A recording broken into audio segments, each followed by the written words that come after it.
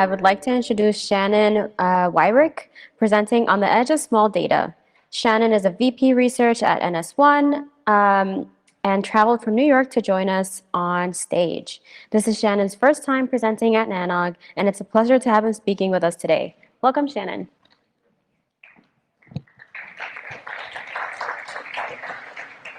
Buddy, thanks for having me here. Thank you, NANOG, for hosting.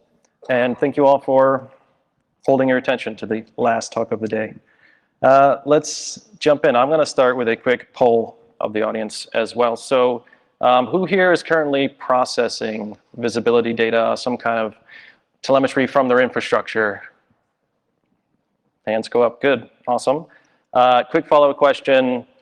Who thinks they could be getting more out of that solution? In other words, who's not quite happy with it? Who thinks we could do better? A couple of hands. Okay, that's great context. So I'm going to talk about this concept I've been thinking about called small data, and see if it sits with you folks. So I'm going to come about it from the angle of the company I've worked for many years, so NS1, and we, among other things, do managed authoritative DNS. We have a global Anycast network that serves DNS queries for our customers. We're doing something in the order of 100 billion DNS queries a day on a good day, on an attack day, maybe that's higher. And of course, we are collecting telemetry from our systems. So we're looking at flow data. We're pulling it into systems. We're processing it. We are also looking at the packets themselves and extracting information. And I would say that the way we've thought about how to do that over time has changed. And maybe some of you will associate with this, but early on, we thought, what data should we collect? Well, let's collect all of it, right? That gives us the ability to ask any questions we want. We're not quite sure what we want from the data yet, so let's just stuff it all somewhere, and then we'll figure out what to do with it. And over time, I think what we've learned is that that's not actually what we want, or at least that there are other strategies to think about. And what we actually want are targeted insights, the things that help us today to operate it and debug and scale, protect our network. And I would argue that there's a price to pay for streaming raw data to some kind of central solution, and that there is another way to think about it. Some of the lessons that we've learned over time just by dealing with trying to push a lot of data around. So often there's complicated data pipelines. You have to find ways to collect it all, to ship it around. It's often a patchwork of different tools. And then you have to do something with it, right? So the raw data isn't particularly useful. You have to process it in some way. There's costs associated with that, both time and money. And then you have to start to make sense of the data, right? Sometimes that's hard. You're not even sure what the data is telling you. You have to be able to extract the insights you're looking for, and so you wind up having a lot of data that you're not even sure you're getting all the value out of. And in the past, we've also seen, these types of solutions can lead to slow dashboards and the short retention times because we can't store that much. And in times of problems, if you're under some kind of attack or something, it can take time to get that information through your system so that you can visualize it and understand what's going on. And ideally, you want that information directly at the edge, directly close to where the events are happening. So I've been thinking about this different way to do it. So I'd like to propose this idea of small data. And what I mean by that is to think about pushing that processing that we do after collecting all of that raw data, push that out to the edge. And be able to look at the data in real time that's coming into our edges, right? We know that there's a lot of interesting information in there that we want operationally, but let's push that analysis out there and extract those insights that we're looking for in real time at the edge. And if we think about doing it that way, there are several benefits, right? So one is we can react quicker because we have those insights available local to the nodes where the source of the events are happening. And so we can potentially action on that information immediately, faster.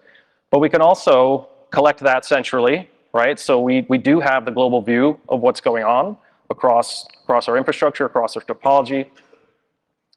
And in general, if we do it that way, we have less data to deal with, right? We're collecting less data. We are processing less data, we're storing less data. And one of the ways, I've talked about this is that rather than thinking about collecting a bunch of data and then later on, theoretically, we'll find the needle in the haystack when we're ready for it, let's just collect the needles. Let's just collect the insights we're looking for that help us operate today. And part of that proposal is that we want to decide what those needles are. We want to decide what the insights we're looking for are in real time. And so we need this dynamic ability to tell our observing tool at the edge what we're interested in. So my name is Shannon Wyrick. I've been in the internet infrastructure industry for quite some time. I spent the last 8 years at NS1 and the last year and a half or so working on the ORB project that I'm going to talk about at NS1 Labs. This is my email address. I'd love to hear from anyone who's got thoughts on anything I'm talking about. So I'm going to give a quick TLDR also. I know it is the last talk of the day. I know we've got an event right after this, so if anybody kind of wants to hear the quick summary in a few slides and then slip out, I have no problem with that. ORB is an open source edge observability platform. So it's a tool that we've been working on that's designed for distributed edge networks. It uses this small data paradigm that I've mentioned, and it combines that with this idea of dynamic policy orchestration, that we can reprogram our fleet of observers in real time. And the goal is to extract insights at the edge from all this data that's flowing through and pull it into our observability stacks. So we want to integrate with modern observability stacks. And everything I'm going to talk about is free and open source. This is a dashboard, right? Just to kind of cut to the chase a bit, here's an example of something you can put together with the output of this ORB system. This is a community dashboard we have on Grafana. And right away, we can start to see some of the information that we're talking about when we say we want to extract some things at the edge. And the idea is that we can do some deeper streaming analysis at the edge using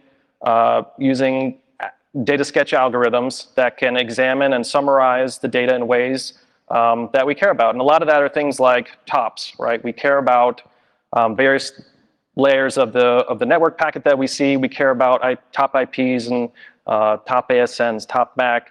And we also want to go a level deeper sometimes.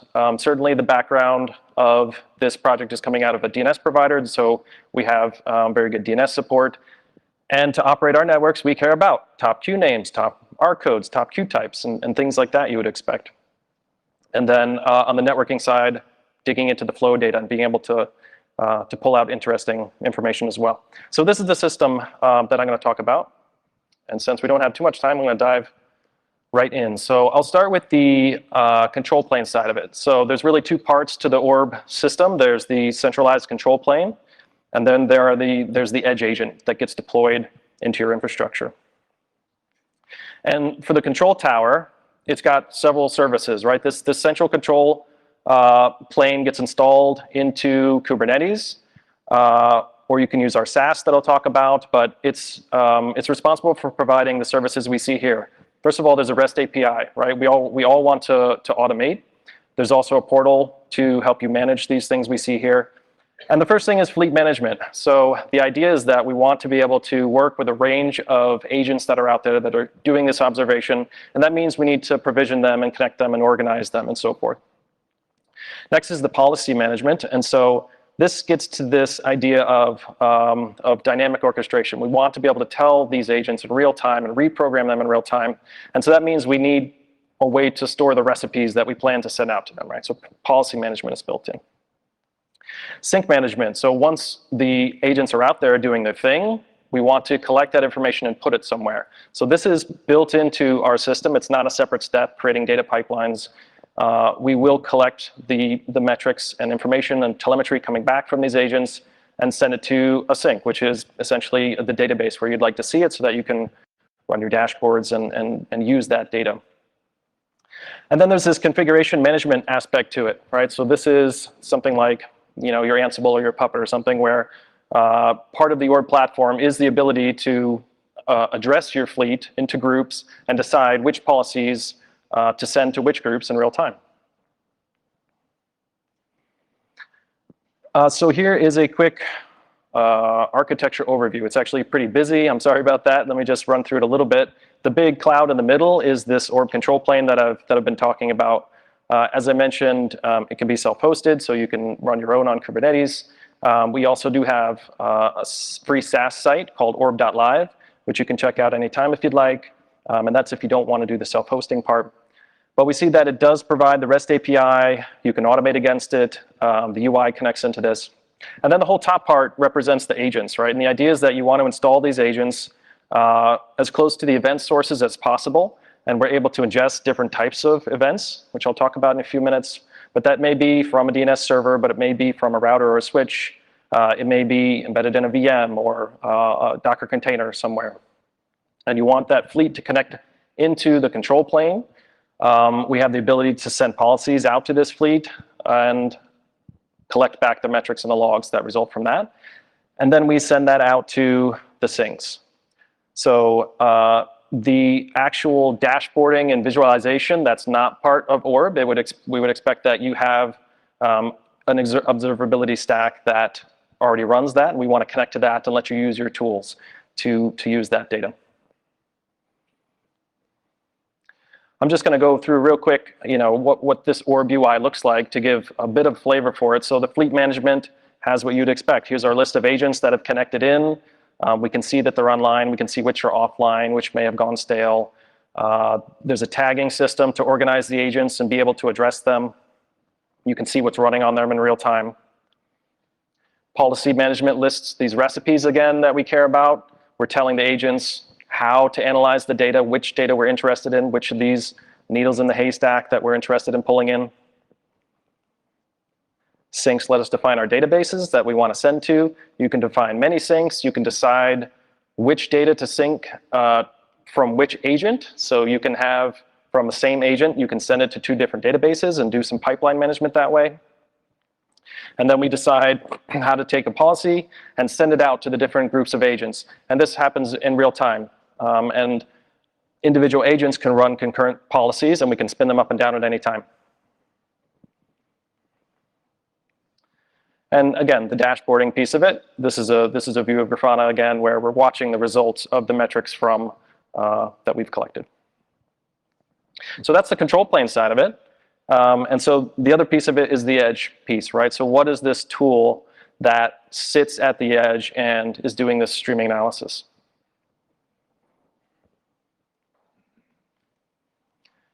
So this comes from technology that we built over the years inside of NS1 called PackAdvisor.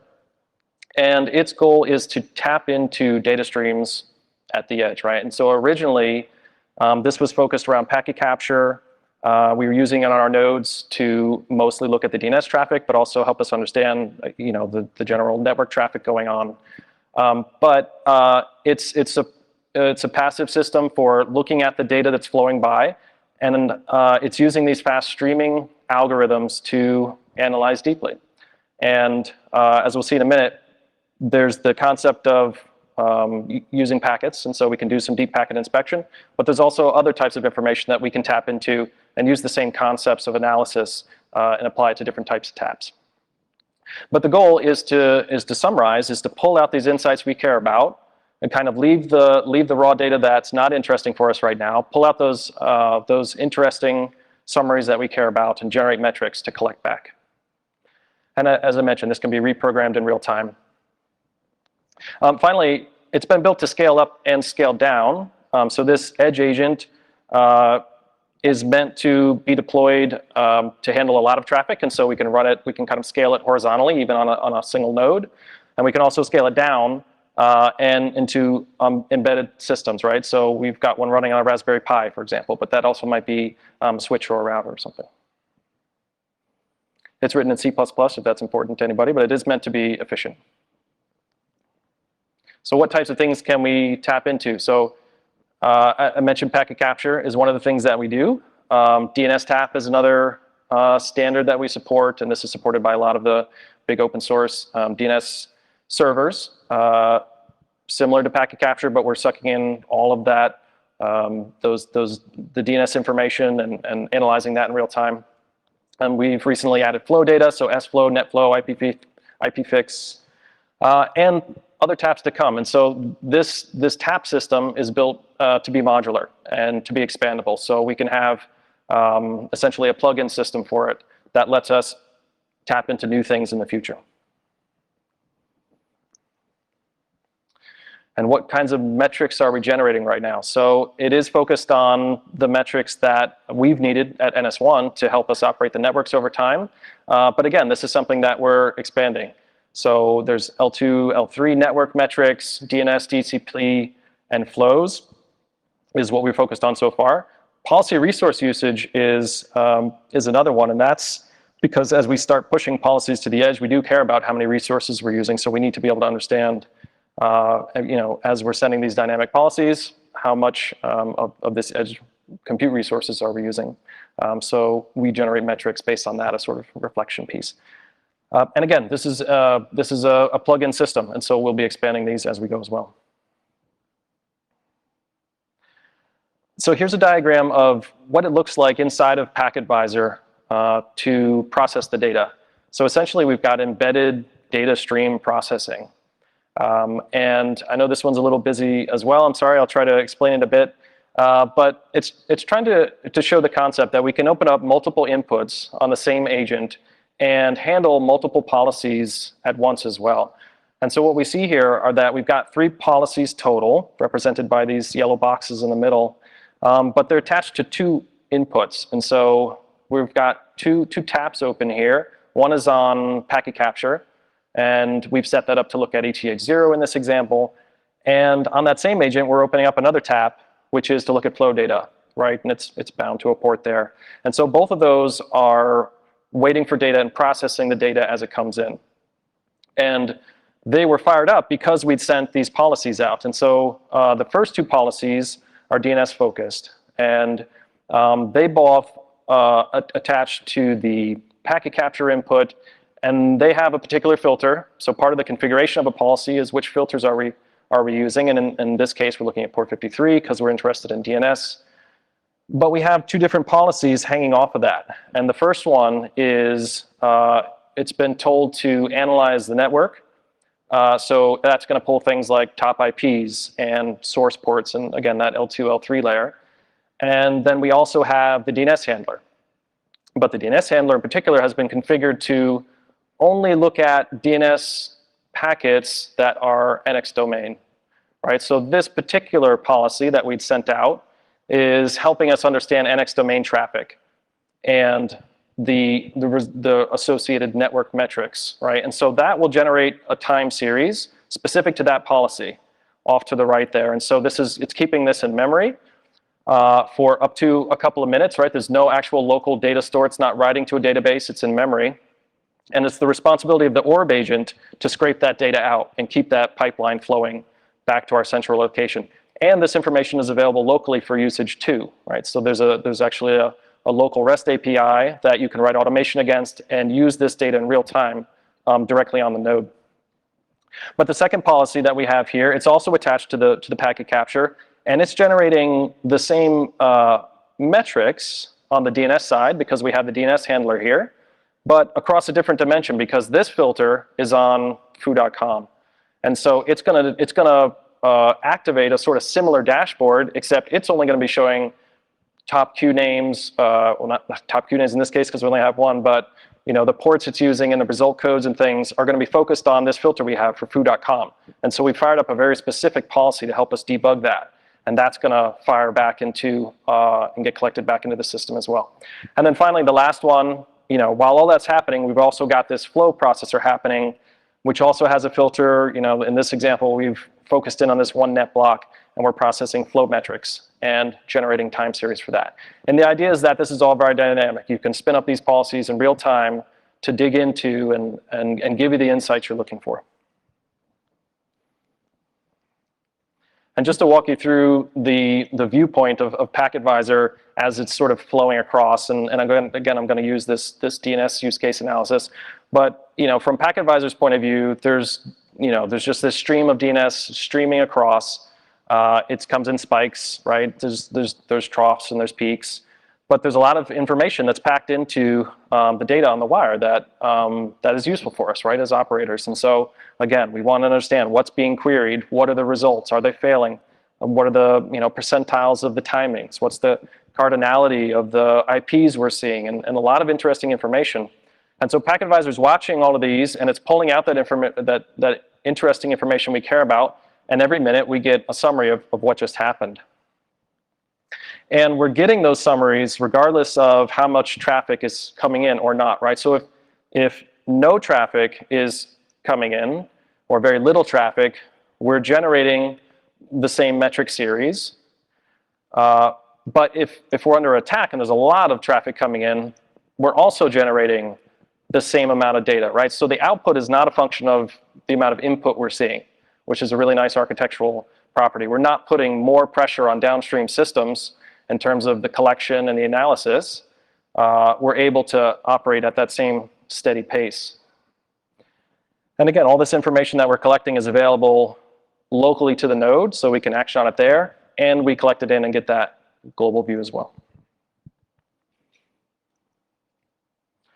So just a couple of tech notes on the agent itself. So it's mostly been designed to run on Linux systems, x86, 64, and ARM. As I mentioned, we've gotten it working on like even a Raspberry Pi. We've started to experiment with it running directly on some routers that support it. We mostly run Docker containers ourselves, but you can run statically linked binaries. Like basically, we want it to be very easy to deploy, right? This is the type of thing that's supposed to live everywhere, so it needs to be easy to deploy and run everywhere. And the agents themselves connect into the orb control plane over MQTT over TLS. And so all of the metrics and information telemetry it's sending back is encrypted. And for those of you who are processing flow data, this might be an upgrade. I think it's common to shoot flow data over the internet, sort of open UDP. And if you use this solution, you'd be sending it locally to our agent, and we process it at the edge, and then we ship that back over TLS. I mentioned the control plane, so it does run in Kubernetes if you do want to self-host, and there's other ways to run it, right? This is a microservices architecture. If you're familiar with Kubernetes, we do have a Helm chart available to help you do that. If you don't want to self-host, you can try this also at our orb.live SaaS site. And the way we sync data today, we're focused on Prometheus as a sort of de facto standard for a way to push metrics into a time series database.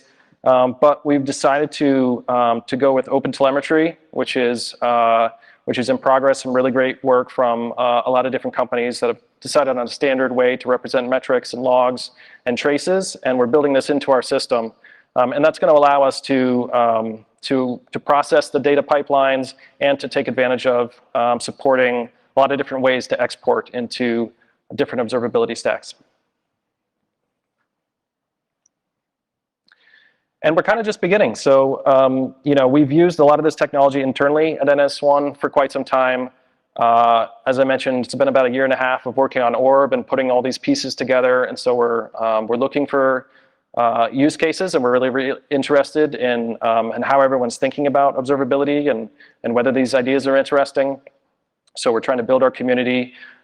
We know that there's a lot of different ways we could be looking at the data, looking at different inputs, looking at different ways to analyze the data. We've definitely thought about using machine learning in these pipelines, especially at the edge. That could be very interesting. Things like anomaly detection and being able to use that information at the edge to action on that information. And we might be able to, I've talked about small data, but there's nothing to say that we couldn't mix that with this idea but sometimes we do want the highest granularity of things. Like maybe we can use the Orb orchestration platform to decide that across our fleet, we actually want to take a PCAP sample and get that back in centrally so that we can process it in some way, right? And Orb agent groups give us the ability to address our fleet and do things on them. And then, in the future, maybe there's more interesting ways or ways we can make it easier to analyze domain-specific data streams, right? Where you can write a little program that's going to process it in some way and generate the metrics that are very interesting to you. And these are ideas, right? So maybe you folks have other ideas as well, and we're certainly interested in talking about that. So I'm going to wind it up. That's most of it. So if you do have a couple of things that you take away from this, Orb is an observability tool. It's designed for distributed edge networks. It uses this small data concept paired with dynamic policy orchestration. The idea is to get these insights directly at the edge, collect the needles directly from the haystack, and integrate with your observability stacks. Again, it's free and open source software, so we hope you try it out. There's a couple of links here. We do have a community site at getorb.io where you can read a bit more about it. Orb.live is this SaaS site. Feel free to sign up for that. It only takes a couple of seconds. There's no credit card or other kind of sign up. Very lightweight way to try it out. And all of our stuff is hosted on GitHub, so feel free to check that out and give us a star if it's something you're interested in. And with that, I'll wind it up. I hope this was an interesting way to end our Tuesdays. Thank you for your presentation and time again today, Shannon. We are out of time for questions, but we might be able to sneak one in if one of you have one. Okay. Okay. Well. All right. Thank you. Thanks very much.